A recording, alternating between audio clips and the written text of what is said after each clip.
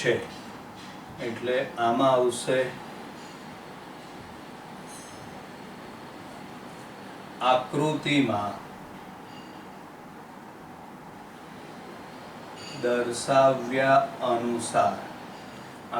દર્શાવ્યા અનુસાર E1 અને E2 EMF ધરાવતા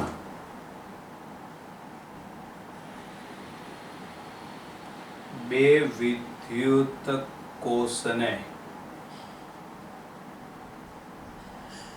સમાંતરમાં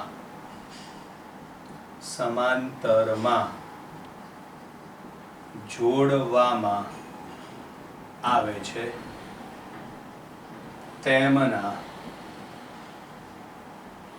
આંતરિક અવરોધ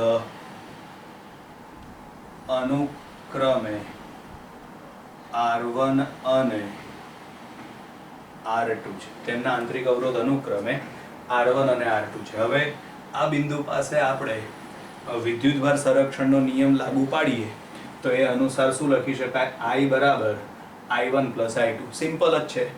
અહીંથી પ્રવાહ I1 આવે, અહીંથી પ્રવાહ I2 આવે, બંને અહીં ભેગો થઈ જાય તો ટોટલ પ્રવાહ કેટલો થાય છે? I. તો માટે I બરાબર I1 પ્લસ I2 લખાશે. અહીં આગળ વિદ્યુત ભાર સંરક્ષણના નિયમ પરથી, તો વિદ્યુતભાર સંરક્ષણના નિયમ ઉપરથી I બરાબર I1 પ્લસ I2 લખાય. સમીકરણ નંબર 1. હવે આમાં આપણે I1 અને I2 ની કિંમત મેળવી લઈએ. I1 અને I2 ની કિંમત મેળવવા માટે ઉપર જે પ્રથમ બેટરી છે, પ્રથમ વિદ્યુત કોષ માટે અહીં આગળ બીજી એક વસ્તુ ધ્યાનમાં રાખજો. આ બંને વિદ્યુત કોષ એટલે કે બંને બેટરી સમાંતરમાં છે.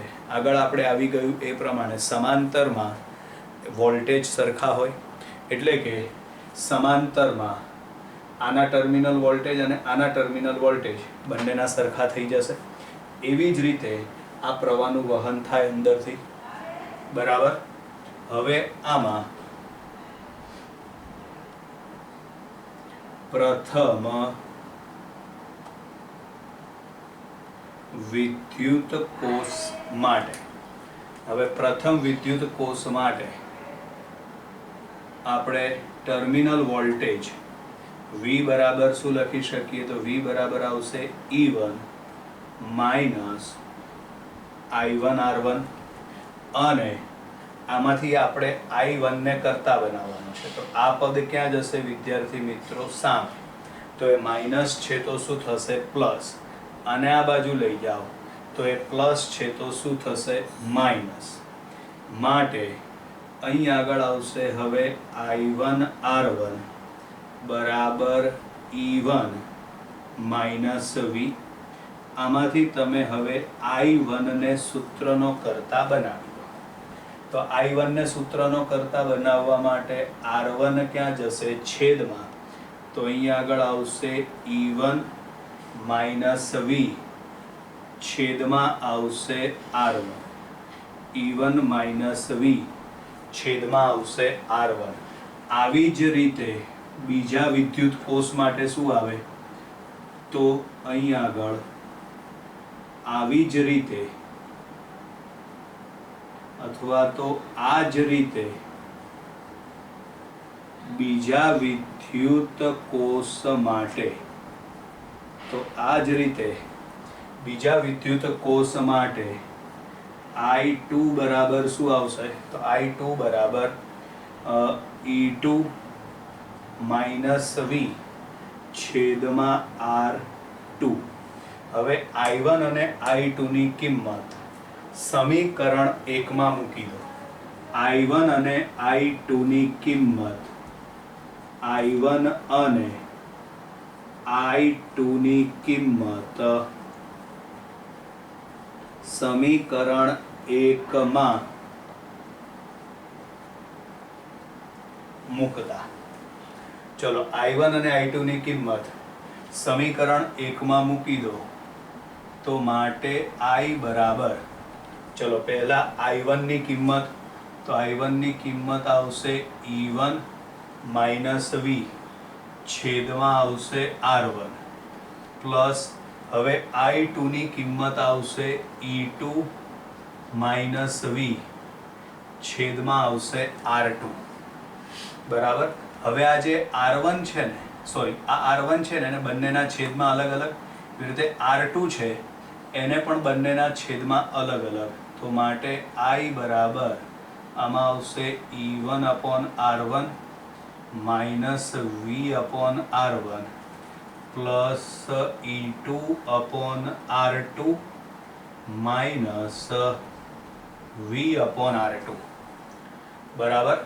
હવે સમીકરણમાં સાદું રૂપ આપવા માટે ધ્યાન રાખજો, આને તમે સામે લઈ જાઓ તો એ માઇનસ છે તો પ્લસ થઈ જાય, આને પણ સામે લઈ જાઓ તો એ માઇનસ છે તો પ્લસ થઈ જાય બરાબર. આ I1 છે એ સામે જશે તો એ પ્લસ છે તો માઇનસ થશે, અને આ બે પદમાંથી V કોમન નીકળી જાય, આ બે પદમાંથી V કોમન નીકળી જાય એટલે સમીકરણ આવું આવશે. હવે V કૌંસમાં 1 upon R1 plus 1 upon R2 બરાબર અહીં આગળ આવશે E1 upon R1 plus E2 upon R2 minus I. હવે આપણે બે બાજુ લસા લઈ લઈએ, બે બાજુ લસા લો એટલે V અહીં આગળ આવશે R1 પ્લસ R2 છેદમાં આવશે R1 R2. એવી જ રીતે આના છેદમાં પણ R1 R2 આવે, અહીં ગુણાશે R2, અહીં ગુણાશે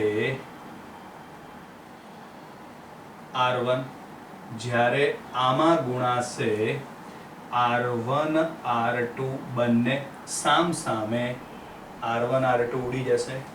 આ જે R1 પ્લસ R2 છે એને સામે આપણે છેદમાં લઈ જઈએ તો માટે વિદ્યુત સ્થિતિમાનનો તફાવત V અથવા તો બેટરીના ટર્મિનલ વોલ્ટેજ V બરાબર આપણે આવું લખી શકીએ E1 R2 plus E2 R1 છેદમાં R1 plus R2 minus I કૌંસમાં આવશે R1 R2 છેદમાં R1 પ્લસ R2. ક્લિયર. હવે આપણે માની લઈએ, ધારો કે આપેલું જે સમાંતર જોડાણ છે એનું સમતુલ્ય EMF E ઇક્વિવેલન્ટ અને સમતુલ્ય આંતરિક અવરોધ R ઇક્વિવેલન્ટ છે. ધારો કે આપેલા સમાંતર જોડાણ માટે સમતુલ્ય EMF E ઇક્વિવેલન્ટ અને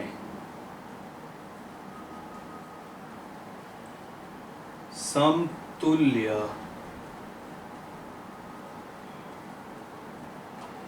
આંતરિક અવરોધ R ઇક્વિવેલન્ટ છે. તો બોલો એના માટે V બરાબર શું લખાય?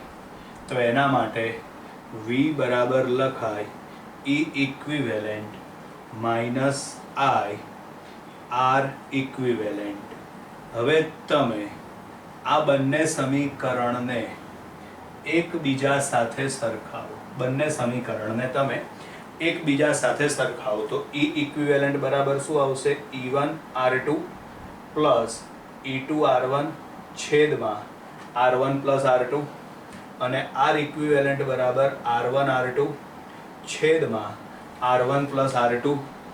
એટલે અહીં આગળ E ઇક્વિવેલન્ટ બરાબર, ચલો E ઇક્વિવેલન્ટ બરાબર આમાં આવશે E1 R2 plus E2 R1 છેદમાં R1 પ્લસ R2 અને હવે R ઇક્વિવેલેન્ટ બરાબર R1 R2 છેદમાં R1 પ્લસ R2 મળે. હવે તમે આ બંનેનો ગુણોત્તર લઈ લો, E ઇક્વિવેલેન્ટ અને R ઇક્વિવેલેન્ટનો ગુણોત્તર લઈ લો. ગુણોત્તર લો એટલે બંનેના છેદમાં R1 પ્લસ R2 છે એટલે એ તો ઉડી જાય, બરાબર. એટલે આની ચિંતા કરવાની નહીં. હવે બાકી શું વધે? R1 into R2. આ R1 ઇન્ટુ R2 છે ને એને બંનેના છેદમાં અલગ અલગ મૂકી દો. જો બંનેના છેદમાં અલગ અલગ મૂકો ને તો પહેલા છેદમાં R2 ઉડી જાય અને બીજા છેદમાં R1 ઉડી જાય. તો માટે અહીં ગુણોત્તર R E ઇક્વિવેલેન્ટ છેદમાં R ઇક્વિવેલેન્ટ બરાબર આવે E1 R1 plus E2 R2. Clear? E equivalent બરાબર E equivalent upon R equivalent બરાબર E1 upon R1 plus E2 upon R2. આવું જ સમીકરણ તમારે n વિદ્યુત કોષ માટે જાતે લખી નાખવાનું, બરાબર. આ કેટલા વિદ્યુત કોષ માટેનું સમીકરણ છે? 2 વિદ્યુત કોષ માટે. જો આવું n વિદ્યુત કોષ માટેનું સમીકરણ લખવું હોય તો આ સ્ટેપ કેટલે સુધી લખવાનો આવશે? n સુધી. ક્લિયર વિદ્યાર્થી મિત્રો? અહીં આગળ તમારે વિદ્યુત કોષના શ્રેણી અને સમાંતર જોડાણ પૂર્ણ થયા. Bye bye.